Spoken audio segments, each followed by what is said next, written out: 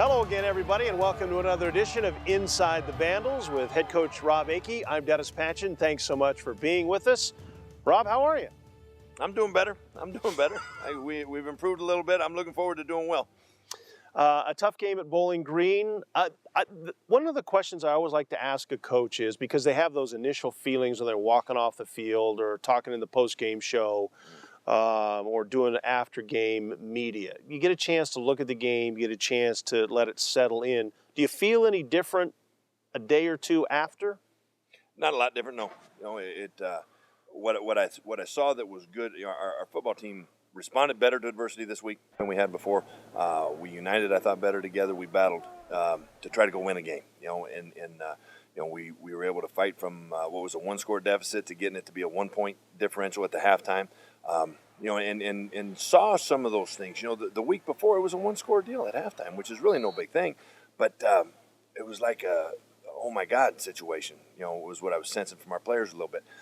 Where that was kind of the opportunity for that to grow in there a little bit. They kept banging away. They kept working at it, and we made some things happen for us. We go down and score the field goal, and then we come back out on defense, and Benson Mallow makes a great rush, knocks the ball out. Max Ford, who had a great game, recovers that ball for us, and we go score again and put 2 field goals on the board right there. So it's a 1-point differential at halftime. That means it's a great football game. 2 good teams getting after each other, and then we come back out in the second half and had an opportunity to go take the lead. We missed the field goal, and then we ran into a rough 5.5 minutes right there. We gave up a touchdown, threw an interception, gave up another touchdown. So now we're looking at a 2-score deficit.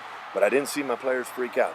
We stayed together. We kept fighting. Solomon Dixon comes up with the takeaway. Offense response, takes it right down and go and score. We kick the ball. There's about 6 minutes playing the ball game now. Kick the ball down. So, with confidence, the defense is going to get the stop. So we get an opportunity to go make the game. Game-winning drive, actually be the, touchdown 2-point play, put it into overtime and opportunity to win the game that way. And the defense did the job. We got the ball back, and unfortunately, we left the football laying on the floor, and then weren't able to get it back after that point in time. But we responded to adversity much better, which is a growth, obviously, that we needed to make, a step forward we needed to make, and I think that gives us something that we can build on. Did you see, coaches want to see progression in the team, and I know the result wasn't what you want, but did you feel better about the overall play of your team in week 2 than maybe you did in week 1? Yeah, I do.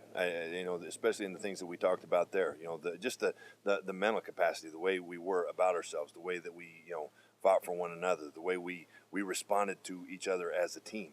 That's what is really important, and provided more things happen. We still need. I thought players performed better. We got a lot more productivity and movement from our offense. We still need more point production.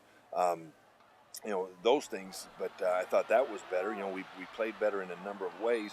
I still would like to see the special teams provide more of a spark for us. Again, they didn't necessarily do anything that hurt us other than one punt return. I wasn't very happy about that. But our punter certainly played, hit the ball much better. And so there are a lot of things that were improved, a lot of things that we will build on and have the ability now to build on, and it just needs to be urgent.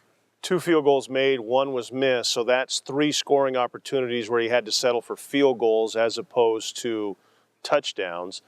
Is that something that you can demand from a team like, hey, guys, when we get close, we need to get this football in the end zone? No question about it. Number one, score when you get in the red zone, but you want those scores to be touchdowns. There's no doubt about it. And I think as we looked at the tape, our players looked at the tape, they saw how we could have made those to be touchdowns. Really very easily. Just even with the plays, the way we ran some of the plays, just a little different technique that would have created a little better separation and makes it a walk in the end zone touchdown instead of a guy being able to collisionist right there. A number of things, yes. Dominic Plaquemine seeing his first action for you, so he didn't have that progression from game 1 to game 2. 30 of 37, so 30 completions, only 7 incompletes. He threw for well over 300 yards, got 1 touchdown, had the interception you talked about. Did you see what you thought you'd see out of him? Yes, I did. He became our starter for a reason.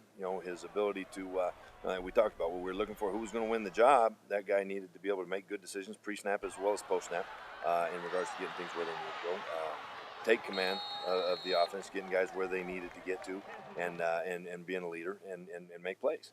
I saw him do those things, for the most part, pretty darn well, and we were able to throw the ball well. There's certainly some management things in there, and a decision that he knew it, and he'll make those things better. And I think that I can help him. We can help him make some of those things better, and need to keep that focus. This is the first time he's played a football game in a couple of years. So I thought in that respect he handled it well. And I think he can provide a good spark and some good leadership. And it was a good first game. Look forward to seeing the improvement that's going to take place. But the bottom line is, it doesn't matter how many yards we threw for.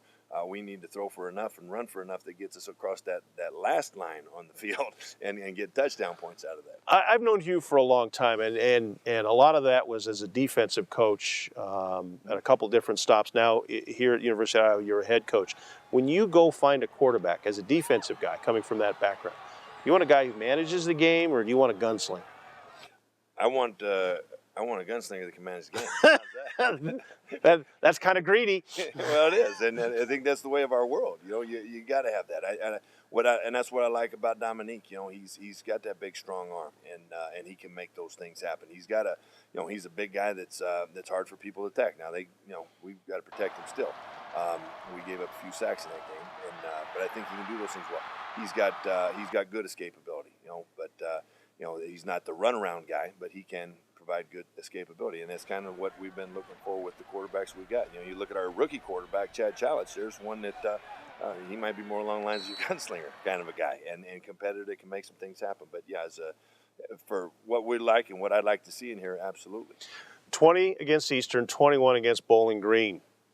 Is your defense kind of where you think they're going to be this season? I think we've got the ability to be better on defense. Those two situations, I couldn't be more disappointed in the two touchdown plays, the second two touchdown plays, the way that just those plays. We've made those plays better and had the opportunity that I don't see us. I was really disappointed we gave up points. I guess would be the best thing to say on those two plays. I mean, not like you say, okay, I'd like to give up points on this particular play. Right. But I felt like I've got great confidence in those kids that can make the play in those two particular situations, and I know that the next time we have that opportunity, we will.